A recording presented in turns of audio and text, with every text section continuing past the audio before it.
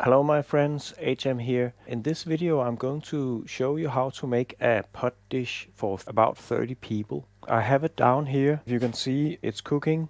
Because we are approaching Christmas, I bought a duck and I have cut it up and basically put it down with some water, with some carrots and some leech and also some onion. Yeah, here we have a little bit of onion. Anyway, it has been boiling in this pot for like 2.5 hours and there's a lot of fat here on top. Normally I have done this, I don't know, 100 times with chicken, but it's actually the first time I'm doing it with a duck. So I don't know what the end result will be, but I'm using the same process as I do for my chicken. And I won't post this video if the end result is not good. So if you're watching this right now, it's because it was gorgeous. Anyway, the dog here, now I just tried to take something up. It's simply falling apart because it has been boiling so long. What do we have here? Here we have a chest. It's super tender. This will be great, I'm sure of it. And when I do this with chicken, the meat of that chicken, it just falls out from the bones and skin and everything. It's super easy. What I'll do with this duck here is I'll take all the parts up, put it over here on this cutting board, and then I'll let it cool down for about half an hour so I can work with it so I don't burn myself on the fingers. Then I'll take all the meat off and then I'll kick the bones and skin back into this pot and let it boil for another hour. And the reason I let it boil for that many hours is it's the best way to get the absolute most out of a bird, where you get a nice stock and also all of the meat that is on that bird. You can get it all. But the most important thing almost is that you get that stock. In a kitchen, if you really love cooking, a good stock is just gold. You can't make a good sauce without a good stock. And it's hard to make any dish, pot dish at least, without a stock. So once I have that stock and I can show you, I did a chicken a couple of days ago. It's right here. It doesn't look good, but I can guarantee you it is gold. If I put a little bit of tomato puree in it, then it would be nice and reddish. And you can do that if you want it to look better. This is chicken stock, and I'm also going to use this for this dish here I'm doing, because I need a little more stock, I think. The other thing I'm doing, I'm just going quickly through what I'm going to do here in this dish and how easy it is. The process is easy, but I must say it takes a couple of hours to do it all, and because it has to boil for hours. I have cut some onion here that are ready. They will be browned, and they will also be browned in this pot here, and they'll be part of the dish. And then I'm basically adding the duck meat and the duck stock, and then I'm adding some various vegetables. And the way you do it here is that you start with the vegetables that needs the most cooking time, of course. That would be potato here. I have cut some potato up, peeled them and cut them up so they have a nice size. What you'd say, would you like to have that in your mouth when you take a spoon of this pot dish here? That's how small it should be. So first the potato go in.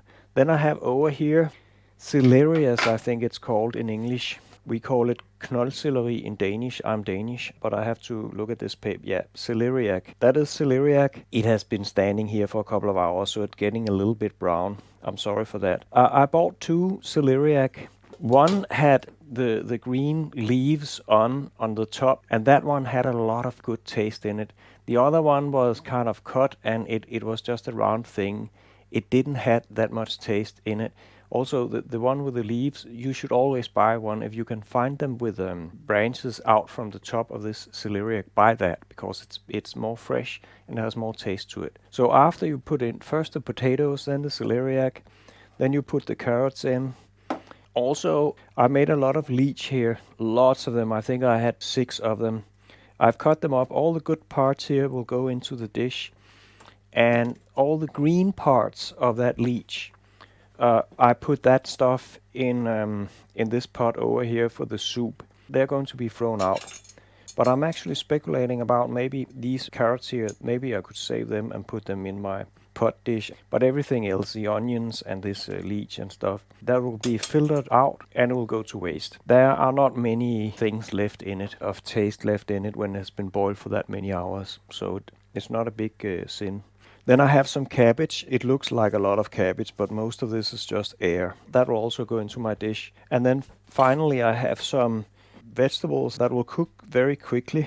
I have this. It's called Jerusalem artichoke. In Danish, they're called jordskokker. So it was a funny name when I translated it. But I love those. I really love them. And then you can see I have red pepper here and yellow pepper. And then I also have this. It's called squash in Danish, but here in English it says zucchini. So I have a lot of zucchini here, Jerusalem artichokes and pepper. And that's the last part of the things I'll put in it. I also have some 38% cream. I have a half a liter here, and then I have a bit more here that I'll use. And maybe I'll use tomato, a couple of cans of tomato. But all that I'll figure out later on in the video. These dishes here, I don't follow a recipe for that. I just know a process. And then I have some vegetables that I bought because there were some offers in the supermarket, and then I start doing this dish with whatever I got, and then I add spices and stuff. And that's really how you should cook, I think. Of course, you should also sometimes do some recipes where you take a cooking book and then follow a recipe, and I also do that for sure. But for these, you would say staple foods here, where it's just a pot dish, well, this is a typical pot dish for me. And then there are also salads, where I also just follow some standard rules to make endless variations of salads. But I'll be back, and then I think I will take this out on the board, let it cool, and peel off the meat. But I'll be back. Yeah, okay, I decided to show a little bit about how I'm going to do this, because you can see I just took up a breast here and take off the skin here, and then basically throw that skin back. And here we have the meat. It just easily goes off the bones. And here what do we have here? Here we have the breastbone. Here it is. And you know what? Goes back in. I'll just show you for another. Yeah, it's the other breast. And here the skin just fell off. You can see it just goes back in. And I'm not going to touch it because it's like 100 degrees Celsius. And here we have the breastbone. It goes back in. All the bones there goes back in, but you can see it almost falls apart. It's super tender. I'll let it cool, and then I'll use my fingers to go through it. And what do we have here? You can barely recognize this duck. It has totally fallen apart when it's boiled for that long. This is some of the back of the duck, but there's a lot of meat there on it that you normally throw out if you just do it in the oven. But here, if you do it, boil it like this, you will get everything off. And there's a lot of meat in a duck or a chicken. It's really a shame you throw so much out by doing a chicken in the oven. That bone goes back, also that one. I'll definitely do this again with duck. I'm almost certain that the result will be great. It simply falls apart. That's how tender this is. I'm making food here for 30 people, and of course I can't eat that much, so I just put it on glasses and freeze it down when it's done. And if there are any young people here, this is a good way to save money. If you buy this, the end result here will be a glass, of course. The end result will be the final dish in a glass. It's super simple.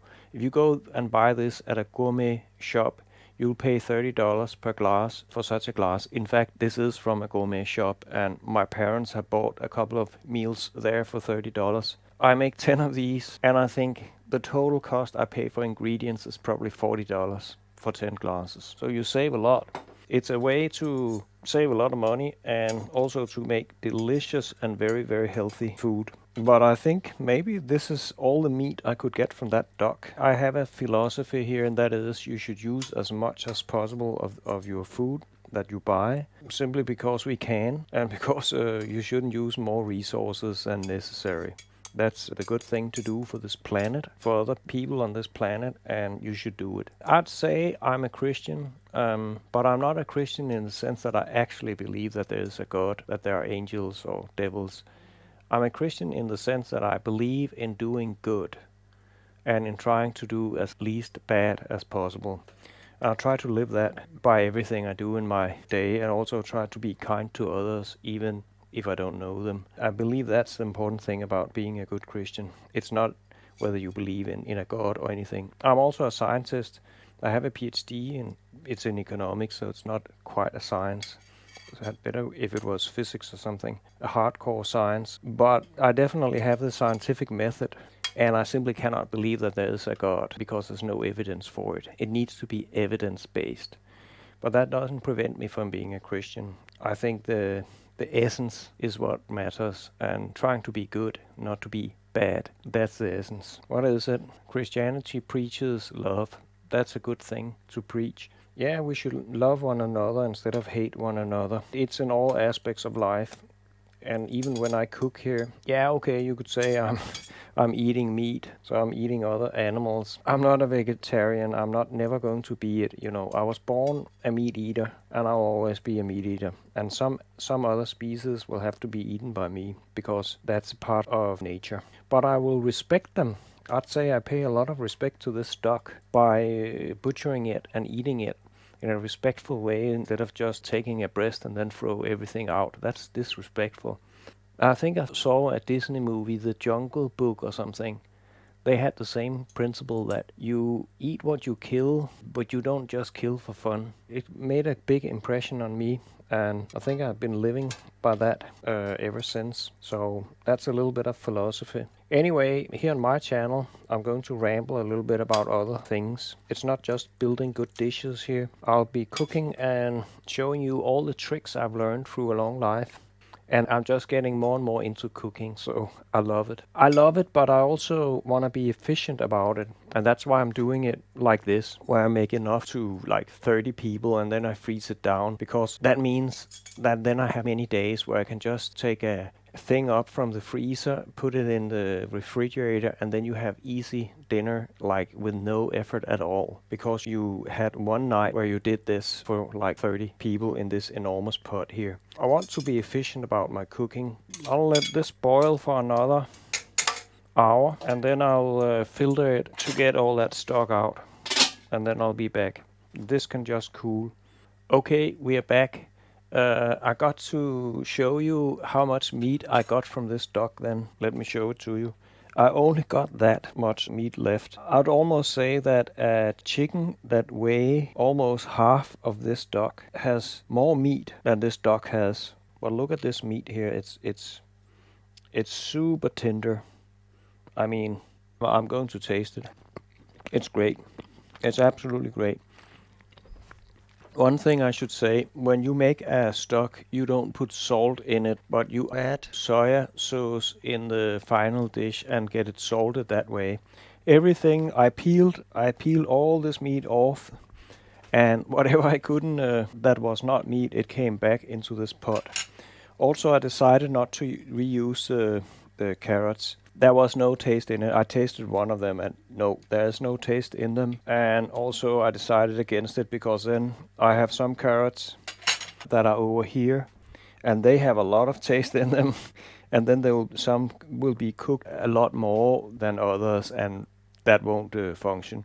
So I decided against it, and I have never heard a professional cook actually reuse anything from the stock pot. So no.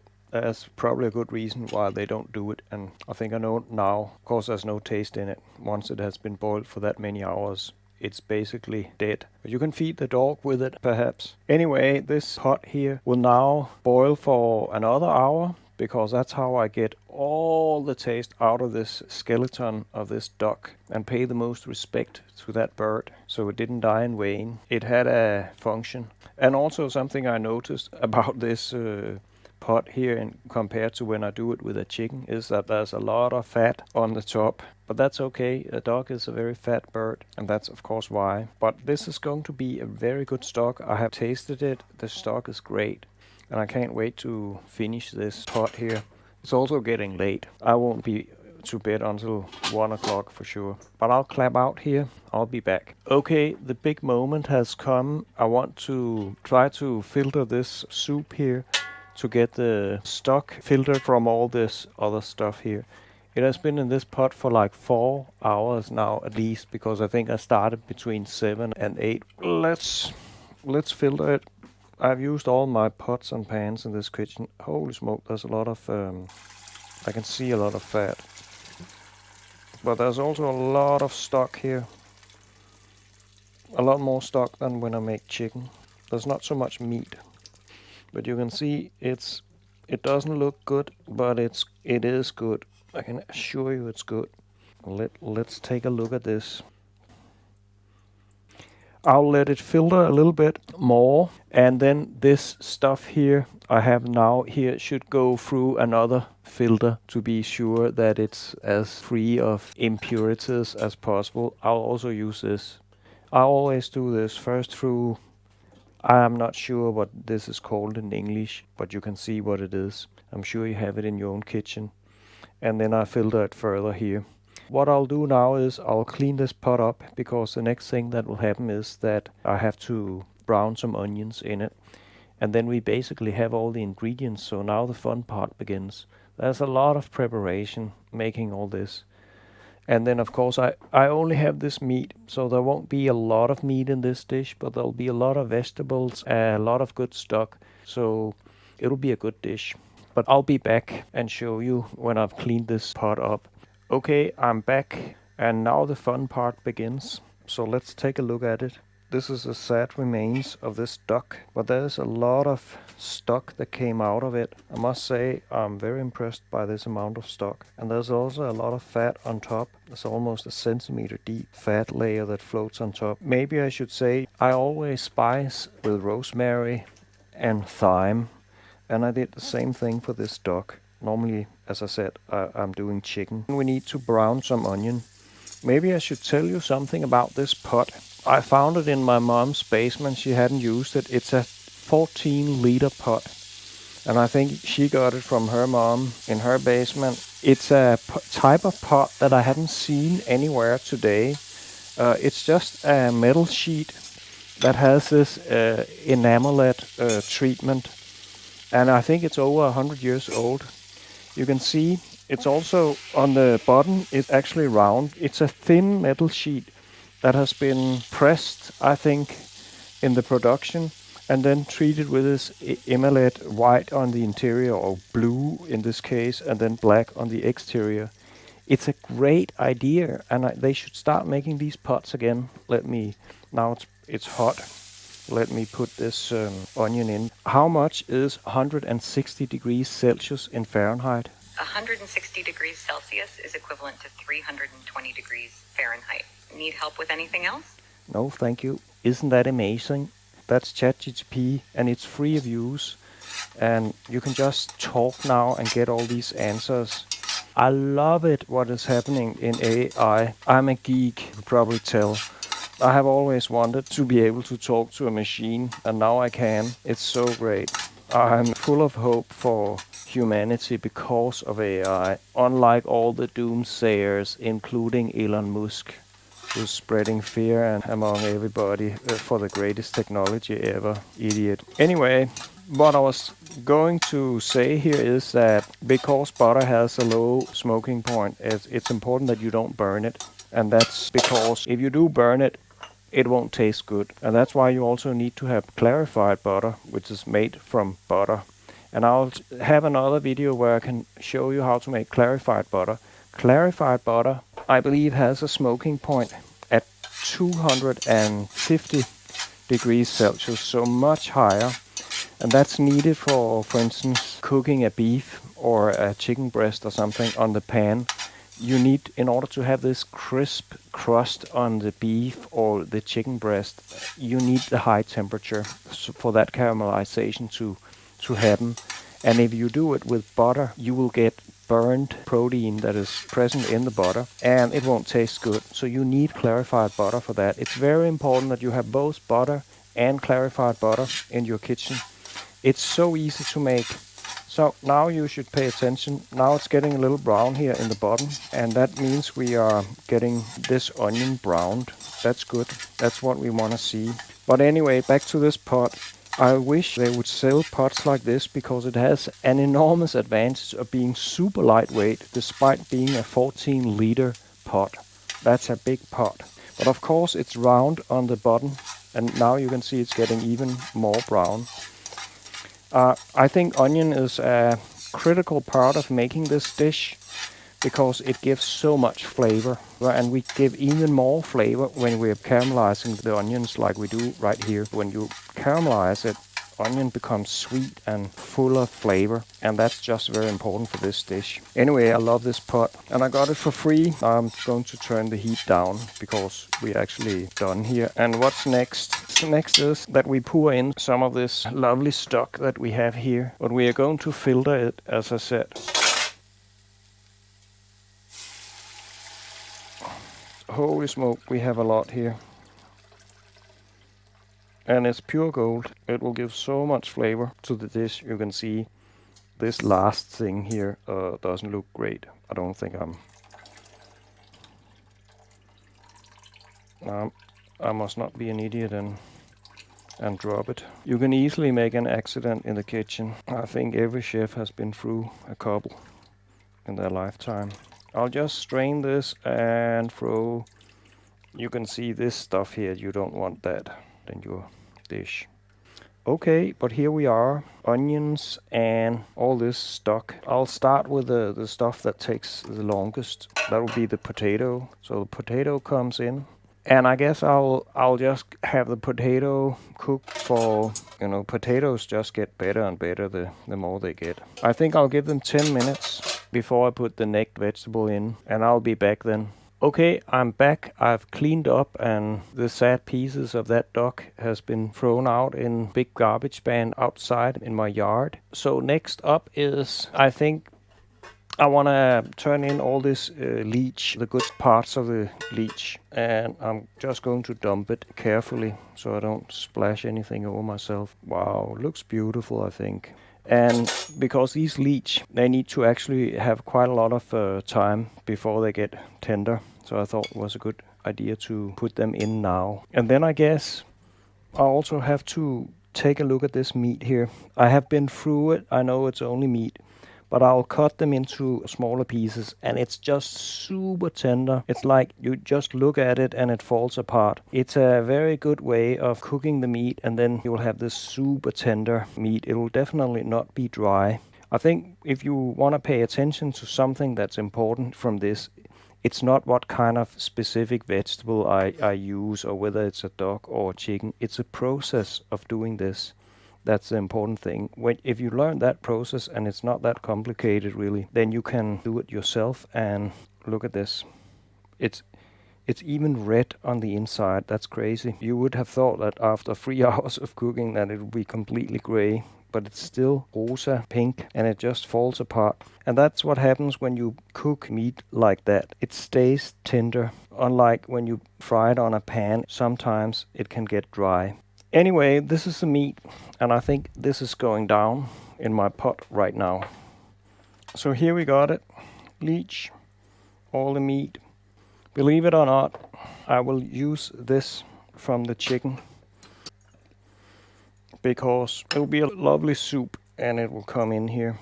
I'm going to get everything out. You can see it's jelly down there. I will heat it up with some of this thing here, and then it will just melt. Look at that. This stuff there is fat. This is stock. So there's a lot of fat here. I might have to skim some of the fat off, but I think I'll be back when it's time to put the next thing in. Okay, I'm back. I'm ready to put the next ingredient in, and that would be this celeriac. But just put that in. Maybe they're a little bit too big, these pieces. I'll also put the carrots in it. And then I'm going to put, this is some pickled ginger, and I'm going to use the last I have left. I'll show you. It's basically ginger that I have peeled and then chopped in fine pieces, and then I have boiled it in a pot together with sugar, and then this glucose syrup. And then a lot of the water evaporates, and then the ginger is conserved in this sugar. You need this glucose syrup in order for that sugar not to form crystals in it. I want that ginger in and also just use it up so I can make a new pot of it. Here now you can see it was needed, that chicken stock, that I put a little extra liquid when you put all these vegetables and stuff in it. Here we have cabbage that will not require a lot of time cooking.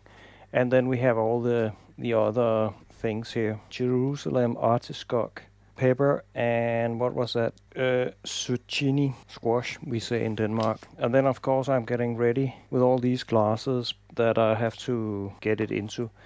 I haven't spiced it up yet, and I haven't put any salt in it yet. We have to do that as well. But first it needs to be boiled.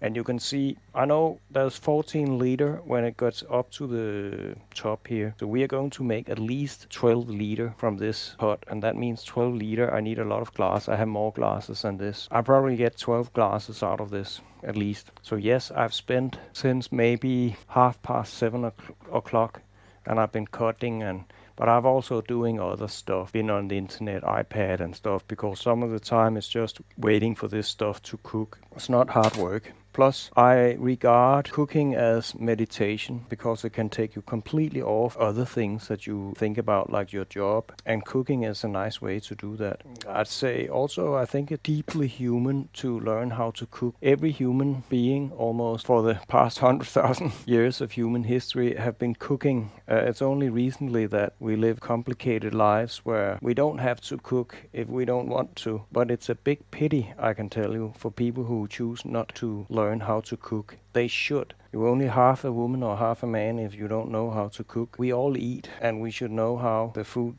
that we eat is made.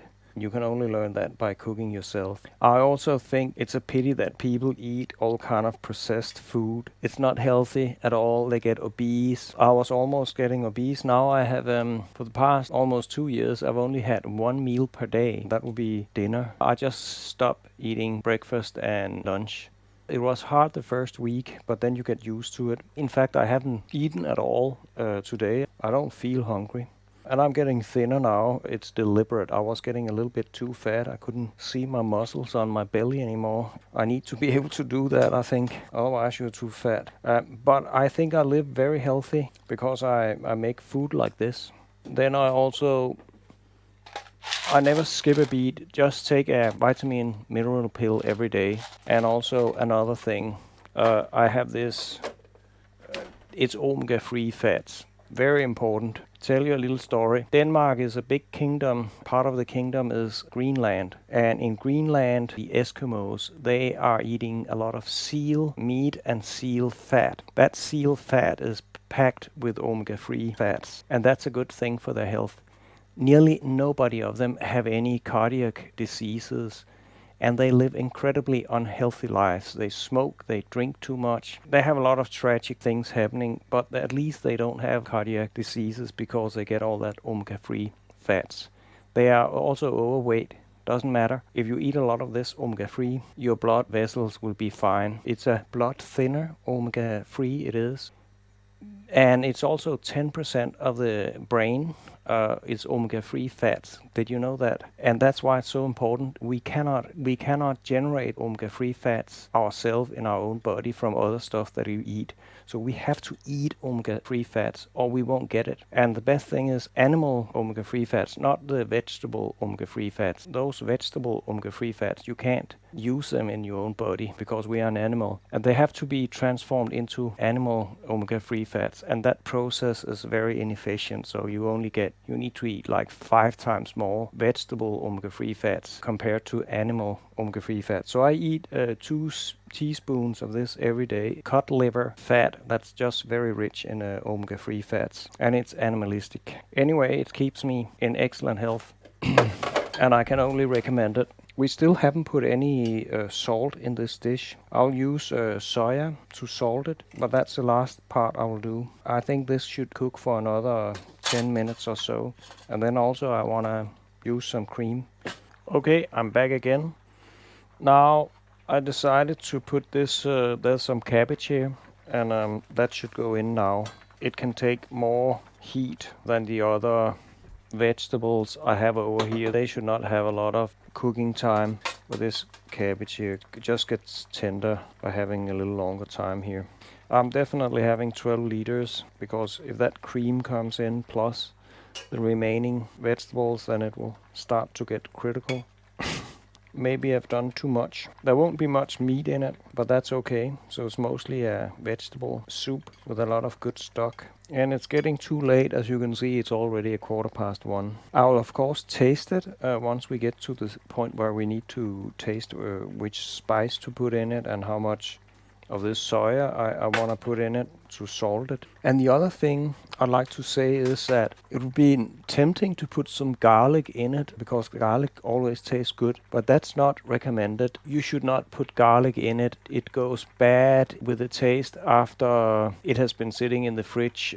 You can make a garlic pasta or something and then serve it together with the soup here, and then people can put that garlic in their soup themselves. That would be a good idea, to add garlic when it's served. Or you can add garlic to the dish and boil it just before you serve it. Another thing I'd like to say is, maybe I should show you, I have some rye bread. That's a Scandinavian thing, and it was my very first video I did on this channel, how to make rye bread.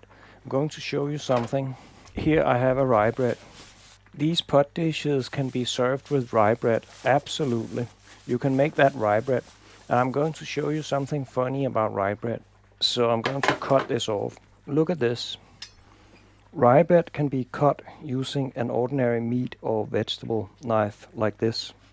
You can just cut it like this, not like white bread that you cannot cut with such a knife, it would crack. But with the rye bread, you can just cut it. And that's good, because then you can use your nice cutting board. Never use such a knife here, a bread cutter, on a nice cutting board. You ruin your cutting board. Have a cheap cutting board of plastic that you use for cutting white bread up. That's a little advice. You can take it or you can leave it.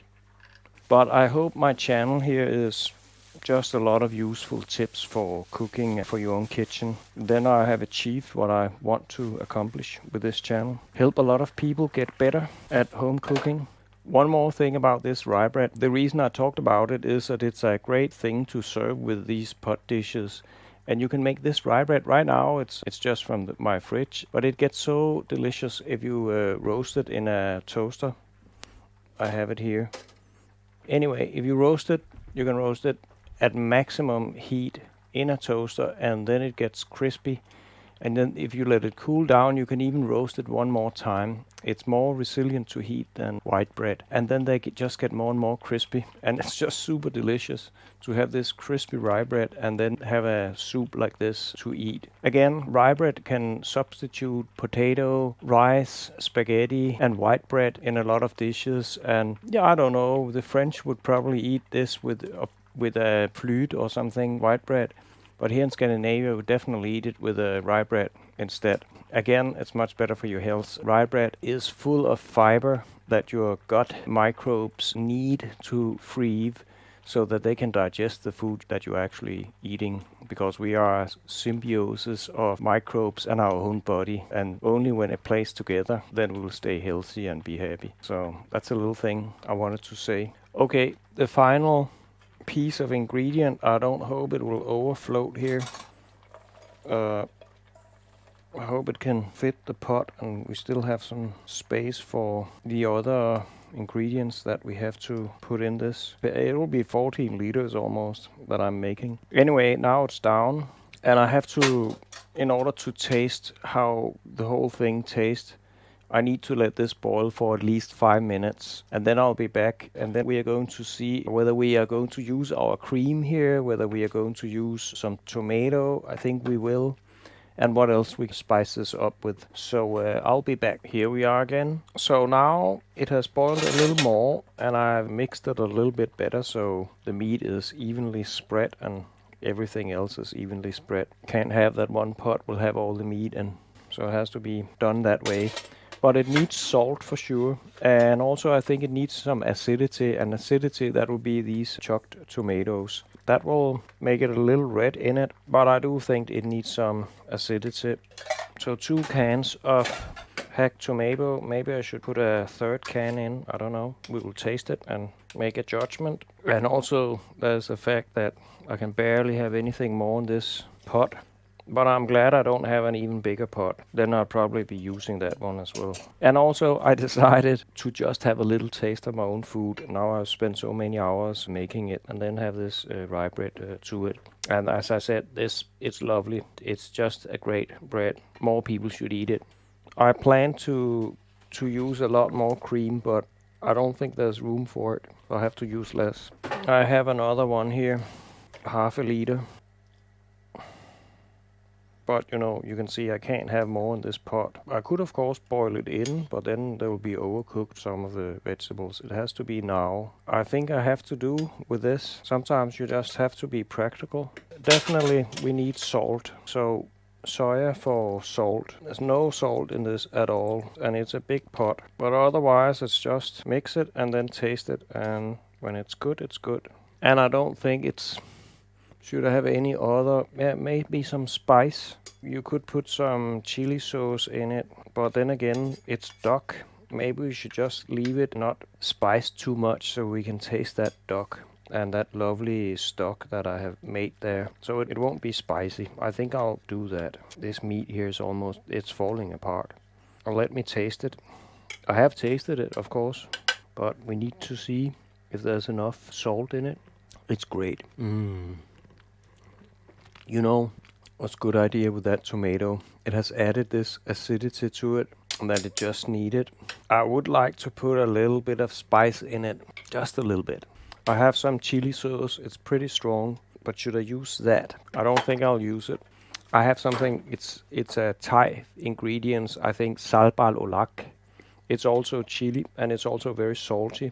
And you should be a little careful about it because it's quite strong. But it needs a little bit of heat, just a little bit. I did add some peppercorn to the initial cooking of the duck, some 30 peppercorns or something, but they were whole peppercorns and couldn't really taste it. So let's get this heated up and let's get that spice into the dish so I can taste it. But this is a very final part of it. Let me taste it again. If I can taste that little sambal olaka I'll put a little extra in it. I like spicy food. I have a dad who absolutely do not like it. It's sad for him. You know, I think I'll put a little bit more cream in it. Just a little bit. And then I think we are done. It's really good. I'm glad I did this. It's going to be some lovely dinners going ahead. And you can do this procedure, and of course you can do all kind of things. You can also use coconut milk instead of tomato, and you can make it a little more Asian style. And you can also completely not use tomato in it and just have a clear fong. Okay, but let's taste it. Ooh, it's good. Let me taste a Jerusalem artichoke. It's still crispy. I think I'll stop the heat here and then start filling up all these glasses. So I'll be back when I've filled up many of these glasses. Okay, I'm over here at my sink and I just want to show you how I back this up in glasses. So if you have some glasses, it's very easy. Just fill it up like this. And then you put, it's basically 100 degrees Celsius, is very hot. Where's my clamp?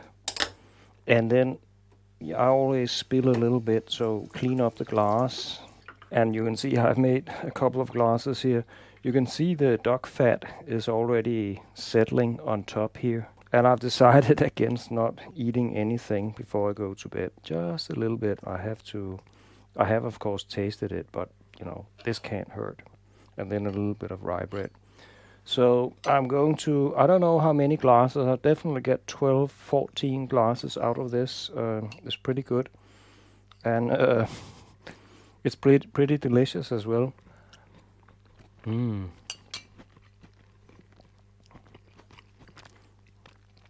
Definitely a good thing. And then this rye bread.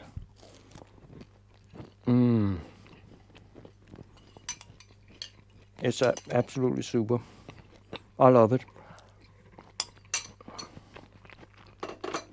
So full of flavor It's much better than some processed food you buy in a supermarket. This is great. And as I don't know, in the start of the video I said I have made like 14 of those for like $40. If you buy this at a delicatessen shop, each glass will cost you $30. So much cheaper. But okay, I also spent a lot of hours here. Spent 6 hours cutting. But I didn't spend 6 hours. In between, I've been doing other things. And plus, it's meditation simply to cook. It's lovely. Everybody should cook at least a little bit because it's so great. It's so fulfilling to do it somehow. It's undescribable. Plus, you learn about what you eat and all that stuff. But anyway, with these words, I'll end my video. And I wish you a good life in freedom and democracy. That's what I say on my main channel at the end of every channel, but I really mean it. Freedom and democracy is under attack, and everybody who loves it need to stand up now and fight for it. And I certainly will. I'm very disappointed about Elon Musk's attack on Zelensky, calling him a butcher. It's sickening. A few years ago, I just loved that man because of all the good thing he has done, creating Tesla and SpaceX. By the way, 2 days from now, SpaceX is going to do their second launch attempt, and I'm definitely going to see it like a little baby. I'm looking forward to it like it was Christmas Eve. I love him for creating these companies, and he has done a lot of good things. But why is he now starting to sound like a man who argue that we should have an authoritarian society? No, we should not. We should live in freedom and democracy, and we should not go down in the authoritarian direction. We need to fight for that. Zelensky is fighting for freedom and democracy for his country so that Putin doesn't take it over and make all Ukrainians his bitches to exploit. And Putin won't stop with Ukraine. He will continue. He wants to build an empire. And I fear the same thing about China. It also wants to build an empire. That was a little sidestep, but it's important stuff, and I'm talking a lot about it on my other channel. But anyway, I'll make lots of cooking videos, and I hope you will enjoy them. But goodbye, and thank you for staying with me if you've been to this very end. Thank you very much. I'm very grateful for it. So goodbye.